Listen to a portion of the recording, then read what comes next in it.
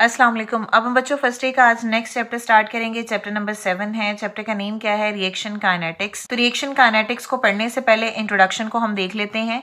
तो first paragraph में reaction kinetics से पहले हमारी बुक में लिखा हुआ है कि जो rate of different chemical reactions हैं वो डिफर करते हैं ग्रेटली। ठीक है, इसका मतलब क्या है बच्चों? मुख्तलिफ तरह के रिएक्टेंट्स के दरमियान में जो है वो रिएक्शंस करवा रहे हो, तो ऑब्वियस ही बात है ना, जो रिएक्टेंट्स डिफरेंट होंगे तो उनके दरमियान में होने वाला रिएक्शन भी डिफरेंट होगा, प्रोडक्ट भी उससे डिफरेंट होंगे। तो rate of different chemical reaction differ करते हैं बहुत ज्यादा एक दूसरे से। तो कुछ रिएक्टेंट ऐसे होंगे जो जल्दी रिएक्ट कर जाएंगे, प्रोडक्ट बन जाएगा। कुछ रिएक्टेंट ऐसे होंगे जो रिएक्ट करेंगे स्लोली और प्रोडक्ट लेट बनेगा। तो जो रेट होगा ना रिएक्शन का, वो डिफरेंट केमिकल रिएक्शन का डिफरेंट होगा। ठीक है, तो यहाँ पे ये बताया हुआ है। फॉर एग्जाम्पल, अब यहाँ पे कुछ एग्जाम्पल्स हैं। जैसे अगर आप रिएक्शन देखो, सोडियम क्लोराइड और सिल्वर नाइट्रेट के दरमियान में बहुत फास्ट होता है। क्लियर? इसी तरह अगर आप हाइड्रोलिसिस ऑफ एस्टर देखो तो इसमें रिएक्शन जो है वो प्रोसीड करता है एट मॉडरेट रेट। मॉडरेट का मतलब होता है ना बहुत ज्यादा हाई होता है और ना ही बहुत ज्यादा स्लो होता है, तो दरमियाने लेवल पे होता है। ठीक है, अगर आप एक और एग्जांपल देखो, रस्टिंग ऑफ आयरन, तो रस्टिंग ऑफ आयरन जो है बहुत स्लो प्रोसीजर है वो दिन या महीने लग जाते हैं। अगर आप एक्सप्लोसिव रिएक्शंस देखें, एक्सप्लोजन देखें, तो वो स्विफ्ट रिएक्शन होते हैं। स्विफ्ट रिएक्शन उनको बोलते हैं जो इमीडिएट होते हैं, फौरन ही हो जाते हैं। ठीक है, तो मतलब स्विफ्ट रिएक्शन कौन से होंगे? That happen with in a fraction of a second, बहुत जल्दी जल्दी हो जाते हैं। अब आप देखो, सब में रिएक्शन ही हो रहा है, लेकिन क्या है कि सबके रिएक्शन का रेट डिफरेंट है। ऊपर वाले में रिएक्शन फास्ट है, इसमें रिएक्शन जो है वो मॉडरेट है, इसमें रिएक्शन स्लो है, और इसमें रिएक्शन तो बहुत ज्यादा जो है वो तेज है। तो जो भी केमिकल रिएक्शन हो रहे हैं, इनके रेट एक दूसरे से क्या होते हैं? बहुत ज्यादा मुख्तलिफ होते हैं। रिएक्शन काइनेटिक्स बेसिकली है क्या, जो हमारे इस चैप्टर का नेम है। रिएक्शन काइनेटिक्स बेसिकली बच्चों बोलते हैं it is the study of the rate of chemical reaction. ठीक है, यानी केमिकल रिएक्शन के रेट की स्टडी को हम रिएक्शन काइनेटिक्स बोलेंगे।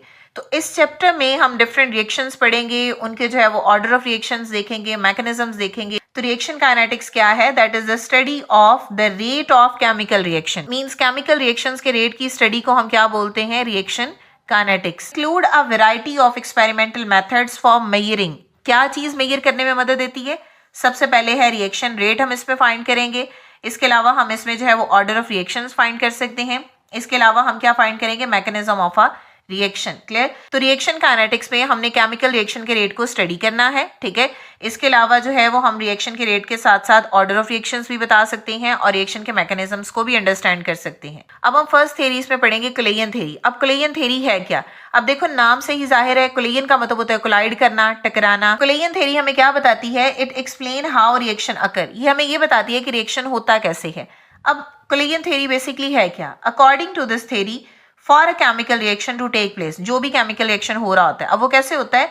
द पार्टिकल्स क्या हो सकते हैं? एटम भी हो सकते हैं, आइंस भी हो सकते हैं और मॉलिक्यूल्स भी हो सकते हैं। Clear? The particles, atoms, ions and molecule of a reactant must form a homogeneous mixture. Homogeneous mixture क्या होता है बच्चों? दो तरह के मिक्सचर्स होते हैं।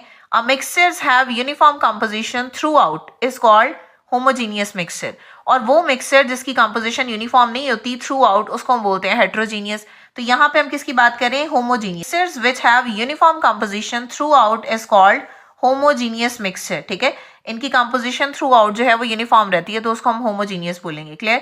तो अब क्या है ये? पार्टिकल, एटम, आइन या molecule of a reactant must form a homogeneous mixture and collide with one another. ठीक है, यानी जो भी एटम्स हैं, जो भी आइंस और मॉलिक्यूल्स हैं, रिएक्टेंट्स में वो कोलाइड करेंगे और होमोजीनियस मिक्सचर बनाएंगे। इस थ्योरी को हम क्या बोलेंगे? ये है कोलेजन थ्योरी। कोलाइड करेंगे तो प्रोडक्ट बनाएंगे, लेकिन अब प्रॉब्लम ये है कि क्या हर कोलेजन प्रोडक्ट बनाता है? नहीं। कोलेजन जो है वो बच्चे दो तरह से होता है। कोलेजन में बी इफेक्टिव और इनइफेक्टिव। सिर्फ वो कोलेजन प्रोडक्ट बनाएगा जो इफेक्टिव होगा। क्लियर? सिर्फ वो पार्टिकल जो है वो प्रोडक्ट बनाएंगे जो इफेक्टिव कोलेजन शो करेंगे। क्लियर? अब कोलेजन डिपेंड किस पे करता है? देखो, कोलेजन में बी इफेक्टिव और इनइफेक्टिव। ठीक है, डिपेंड किस पे करता है? That depend upon the energy of the colliding particles. Clear? मतलब जो पार्टिकल्स कोलाइड कर रहे हैं उनकी एनर्जी पे कोलेजन डिपेंड करता है। अब ऑब्वियस सी बात है, अब एनर्जी का हमने कॉन्सेप्ट यहाँ पे लिखा है और हमने कहा कि कोलेजन के बाद पार्टिकल जो है वो प्रोडक्ट में कन्वर्ट हो जाएंगे, ऐसे ही है। फिर हमने ये कहा कि हर कोलेजन प्रोडक्ट नहीं बनाता। अब इसका मतलब है कि जब एटम्स कोलाइड करेंगे ना, वो एक specific amount of energy attain कर लेते हैं, तो उस एनर्जी के अटेन होते ही वो कोलेजन वाले एटम्स प्रोडक्ट बना देते हैं। अब वो जो एक specific amount of energy attain करते हैं ना, उसको हम बोलते हैं बच्चों वो है एक्टिवेशन एनर्जी। ठीक है, तो जब पार्टिकल उस एक्टिवेशन एनर्जी को ओवरकम कर लेंगे तब वो जाके प्रोडक्ट बना देंगे। क्लियर हो गया?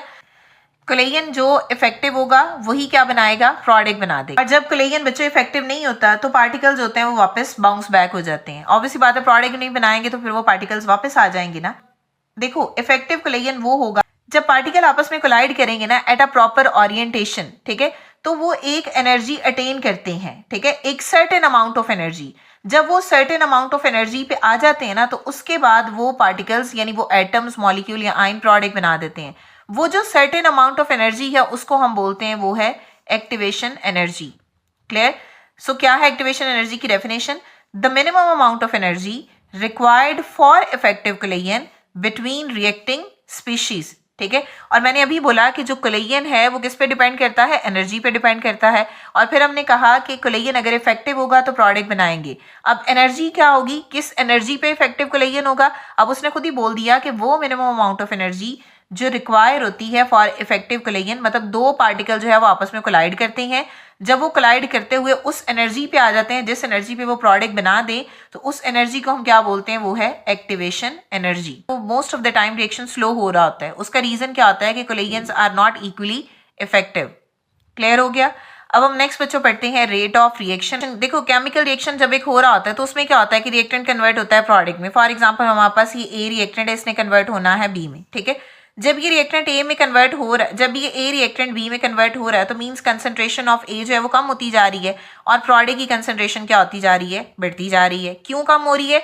क्योंकि रिएक्टेंट कंज्यूम्ड हो रहे हैं। जब वो कंज्यूम्ड होकर प्रोडक्ट बना रहे हैं तो इनकी कंसंट्रेशन आहिस्ता आहिस्ता क्या हो जाएगी, कम हो जाएगी। अब हम पढ़ते हैं रेट ऑफ रिएक्शन क्या है। Change in the concentration of the reactant और a product divided by the time taken for a change. Clear? तो हमने कहा कि ए कन्वर्ट हो रहा है बी में। ठीक है, तो ए क्या हो रहा है, कंज्यूम्ड हो रहा है और बी बन रहा है। तो अब ऐसे भी तो होगा ना कि अगर रिएक्शन रिवर्सिबल हो फॉर एग्जांपल तो बी भी तो वापस आएगा ना ए में। अब उसने रेट ऑफ रिएक्शन क्या बोला, उसने कहा कि rate of reaction is defined as the change in the concentration of the reactant और प्रोडक्ट डिवाइडेड बाय टाइम। जो टाइम के गुजरने के साथ concentration of reactant and product में चेंज आता है उसको हम बोलते हैं वो है रेट ऑफ रिएक्शन। क्लियर? जैसे फॉर एग्जांपल अगर हम यहाँ पे लिखें तो हमने कहा जो रेट ऑफ रिएक्शन है क्या है, उसमें इक्वल होगा किसके, change in concentration of substance लिख देते हैं। ठीक है, अब सब्सटेंस में हम यहाँ पे जो है वो क्या क्या ले रहे हैं, हम यहाँ पे प्रोडक्ट भी लिख रहे हैं और यहाँ पे हम रिएक्टेंट दोनों के बारे में बात कर रहे हैं। ठीक है, change in concentration of the reactant and product with किससे आएगा, टाइम के गुजरने के साथ साथ, time taken for the change, मतलब कितना टाइम लगा है उस चेंज के लिए। हम इसको सिंबल लिखें इसका, यानी जो रेट ऑफ रिएक्शन है वो इक्वल किसके होगा, डेल एक्स के। डेल एक्स क्या है, change in concentration of the substance. ठीक है, और डेल टी क्या है, टाइम टेकन, मतलब जो टाइम इन्वॉल्व हो रहा है। डेल एक्स क्या होगा, change in concentration of reactants और प्रोडक्ट। ठीक है, किसमें, इन टाइम इंटरवल्स। क्या टाइम है, डेल्टा टी, जिसको हमने यहाँ पे नीचे लिखा। तो ये हमारे पास रेट ऑफ रिएक्शन हमने डिफाइन कर दिया। अब हम बच्चों इसकी ग्राफिकल एक्सप्लेनेशन पढ़ते हैं। क्लियर है? अब आप यहाँ पे अगर आप एक ग्राफ देखो तो ए कन्वर्ट किस में हो रहा है बच्चों, बी में। ठीक है, ए आपके पास क्या है, ये है हमारे पास रिएक्टेंट और बी यहाँ पे क्या है, ये है प्रोडक्ट। क्लियर? अब ए कन्वर्ट हो रहा है बी में, यानी ए क्या हो रहा है, कंज्यूम्ड हो रहा है। जब ए कंज्यूम होगा तो ए की कंसंट्रेशन आहिस्ता आहिस्ता क्या होती जाएगी, कम होती जाएगी। और बी क्या हो रहा है, बन रहा है, तो बी की कंसंट्रेशन आहिस्ता आहिस्ता क्या होती जाएगी, बढ़ती जाएगी। क्लियर है? तो यहाँ पे हमने ग्राफ में एक्स एक्सिस पे क्या लिखा हुआ है, टाइम, और वाई एक्सिस पे क्या लिखी हुई है, कंसंट्रेशन। अब यहाँ पे जो ये वाली लाइन है, ये वाली, ये शो कर रही है कंसंट्रेशन ऑफ द रिएक्टेंट और ये वाला जो पॉइंट है ये शो कर रहा है कंसंट्रेशन ऑफ द प्रोडक्ट। अब आप खुद देखो, यहाँ पे अगर वैल्यू 0 है तो यहाँ पे वैल्यू हम चलो एज्यूम कर लेते हैं यहाँ पे 100 है।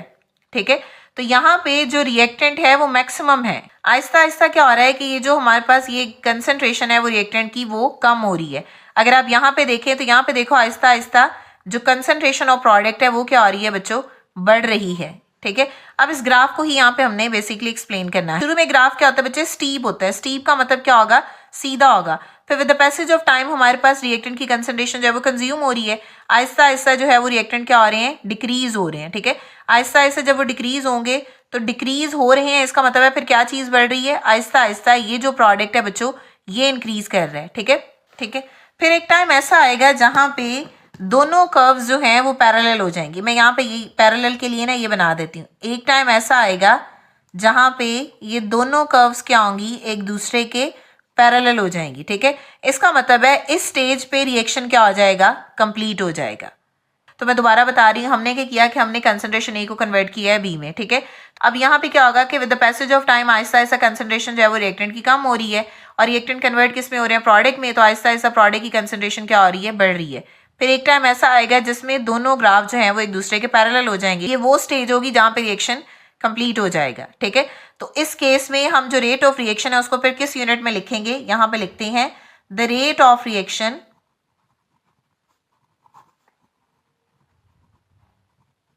हैज, यूनिट क्या आएगा, हैज यूनिट ऑफ कंसंट्रेशन, ये ध्यान में रखना है, कंसंट्रेशन डिवाइडेड बाय टाइम। ठीक है, तो यहां पे मैं इसको टी लिख देती हूं। ठीक है, तो कंसंट्रेशन के लिए हम क्या वर्ड यूज करेंगे, मोल पर डीएम क्यूब। ठीक है, कंसंट्रेशन को हम इससे एक्सप्रेस करते हैं। और टाइम के लिए हम क्या, टाइम का ऐसे यूनिट क्या होता है बच्चों, सेकेंड। ठीक है, तो ये क्या है, ये है रेट ऑफ रिएक्शन का यूनिट। ठीक है, तो ये क्या है, रेट ऑफ रिएक्शन, यानी इसको हम किस में मेजर करेंगे, मोल पर डीएम क्यूब, और सेकेंड जब ये ऊपर आएगा तो ये पर सेकेंड हो जाएगा। क्लियर हो गया। अब एक और चीज, अगर तो रिएक्शन बच्चों स्लो है, ठीक है, तो स्लो रिएक्शन के लिए हम यूनिट कौन सा लिखेंगे, स्लो रिएक्शन के लिए हम यूनिट लिखेंगे मोल पर डीएम क्यूब पर मिनट। सेकेंड नहीं आएगा बल्कि क्या आएगा, पर मिनट। ठीक है, या उसके अलावा मोल पर DM cube per hour. Clear हो गया। तो अगर रिएक्शन स्लो है तो उसके लिए हम ये यूनिट यूज करेंगे। क्लियर है। अब इसी तरह अगर जो है आप कोई गैस ले रहे हो एज अ रिएक्टेंट, तो गैस फेज रिएक्शन में क्या होगा,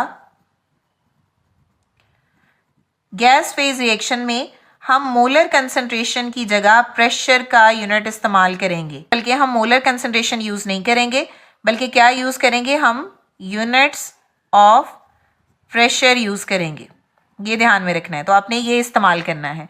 यानी गैस फेज में जब आपने रेट ऑफ रिएक्शन बताना है तो आपने मोल पर डीएम क्यूब की बजाय आपने प्रेशर का यूनिट लिखना है। क्लियर है। अब यहाँ पे हो क्या रहा है कि जब हमने कहा कि ए बी में कन्वर्ट हो रहा है, तो बेसिकली ए क्या हो रहे हैं, रिएक्टेंट्स क्या हो रहे हैं, डिसअपेयर हो रहे हैं। ठीक है, जब रिएक्टेंट डिसअपेयर होंगे तो प्रोडक्ट क्या होंगे, वो ज्यादा बन रहे हैं। तो रिएक्टेंट्स में डिसअपेयरेंस हो रही है और प्रोडक्ट में क्या हो रही है बच्चों, अपीयरेंस हो रही है। फिर आप यहाँ पे उसी डिसअपेयरेंस या अपीयरेंस के अकॉर्डिंग रेट ऑफ रिएक्शन लिखो,